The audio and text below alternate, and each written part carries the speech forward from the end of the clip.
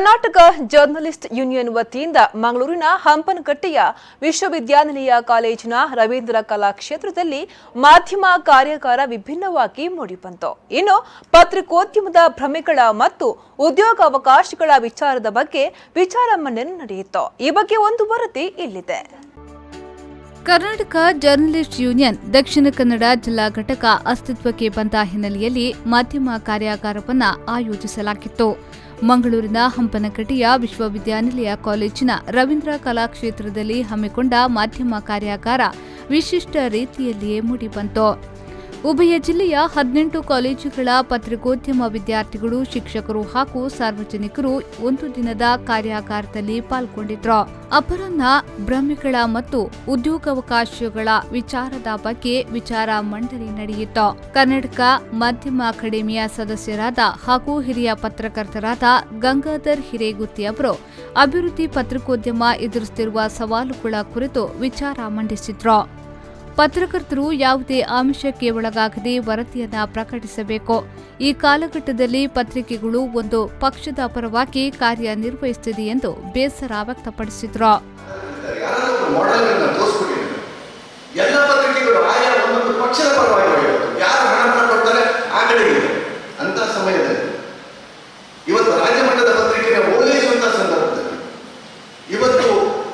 ಜಿಲ್ಲಾ ಮಟ್ಟದ ಎಡಿಷನ್ ತರುವಂತಹ ಸಂದರ್ಭದಲ್ಲಿ ಇವತ್ತು ಜಿಲ್ಲಾ ಮಟ್ಟದ ಪತ್ರಿಕೆಗಳಿಗೆ ಸಿಗಬೇಕಾದಂತಹ ಜಾಹೀರಾತುಗಳನ್ನ ಅವರಿಗೆ ಕಮಿಷನ್ ಕೊಟ್ಟು ತಪ್ಪಿಸಿಕೊಳ್ಳುವಂತಹ ಸಂದರ್ಭದಲ್ಲಿ ಜಿಲ್ಲಾ ಮಟ್ಟದ ಪತ್ರಿಕೆಗಳಿಗೆ ಹೇಗೆ ಯಾವ ನಾವು ಬಳಸಬೇಕು.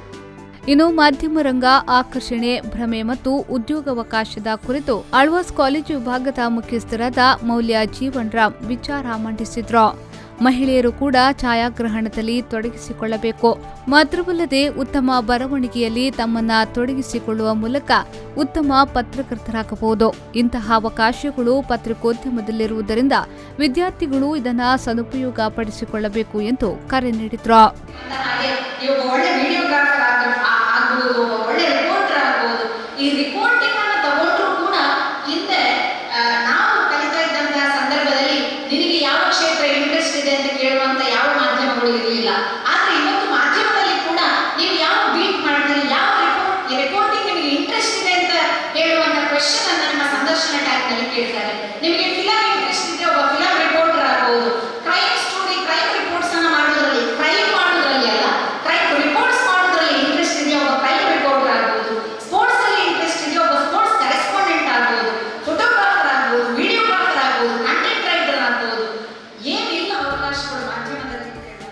ಕಾರ್ಯಾಗಾರದಲ್ಲಿ ವೇದಿಕೆಯಲ್ಲಿದ್ದ ಹಿರಿಯ ಪತ್ರಕರ್ತರು ಪತ್ರಿಕೋದ್ಯಮ ಬೆಳಕು ಚೆಲ್ಲಿದ್ರು.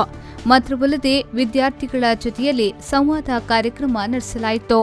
ಪತ್ರಿಕೋದ್ಯಮ ವಿದ್ಯಾರ್ಥಿಗಳ ಜೊತೆಯಲ್ಲಿ ಸಂಪನ್ಮೂಲ ವ್ಯಕ್ತಿಗಳು ಚರ್ಚೆ ನಡೆಸಿದ್ರು. ಈ ವೇಳೆ ಹಿರಿಯ ಪತ್ರಕರ್ತರಾದ doctor UP Shivanand, PB Harish Rai, ವಿಶ್ವವಿದ್ಯಾನಿಲಯ ಕಾಲೇಜಿನ ಪ್ರಾಂಶುಪಾಲರಾದ ಡಾಕ್ಟರ್ ಉದಯ್ ಕುಮಾರ್ ಇರುವತ್ತೂರು, ಕರ್ನಾಟಕ ಜರ್ನಲಿಸ್ಟ್ ಯೂನಿಯನ್ನ ಜಿಲ್ಲಾ ಸಮಿತಿಯ ಅಧ್ಯಕ್ಷ ಹರೀಶ್ ಬಂಟ್ವಾಳ್, ಪ್ರಧಾನ ಕಾರ್ಯದರ್ಶಿ ರಮೇಶ್ ಬೆರ್ಲಾ, ವಿಶ್ವವಿದ್ಯಾನಿಲಯ ಕಾಲೇಜಿನ ಪತ್ರಿಕೋದ್ಯಮ ವಿಭಾಗದ ಮುಖ್ಯಸ್ಥರಾದ ಡಾಕ್ಟರ್ ಗಣಪತಿ ಗೌಡ ಸೇರಿದಂತೆ ಮತ್ತಿತರರು ಕಾರ್ಯಕ್ರಮದಲ್ಲಿ ಪಾಲ್ಗೊಂಡಿದ್ರು. 300ಕ್ಕೂ ಹೆಚ್ಚು ಪತ್ರಿಕೋದ್ಯಮ ವಿದ್ಯಾರ್ಥಿಗಳು ಕಾರ್ಯಾಗಾರದಲ್ಲಿ ಭಾಗವಹಿಸಿದ್ರು. ಒಟ್ಟಿನಲ್ಲಿ ಕರ್ನಾಟಕ ಜರ್ನಲಿಸ್ಟ್ ಯೂನಿಯನ್ ದಕ್ಷಿಣ ಕನ್ನಡ ಜಿಲ್ಲಾ ಘಟಕ ಅಸ್ತಿತ್ವಕ್ಕೆ ಬಂದ ಹಿನ್ನೆಲೆಯಲ್ಲಿ ಮಾಧ್ಯಮ ಕಾರ್ಯಾಗಾರವನ್ನು ಆಯೋಜಿಸುವ ಮೂಲಕ ವಿದ್ಯಾರ್ಥಿಗಳು ಸದುಪಯೋಗ ಪಡಿಸಿಕೊಂಡ್ರು. ನಾಗೇಶ್ ಕಾವೂರು, ವಿ4 ನ್ಯೂಸ್ 24/7 ಮಂಗಳೂರು.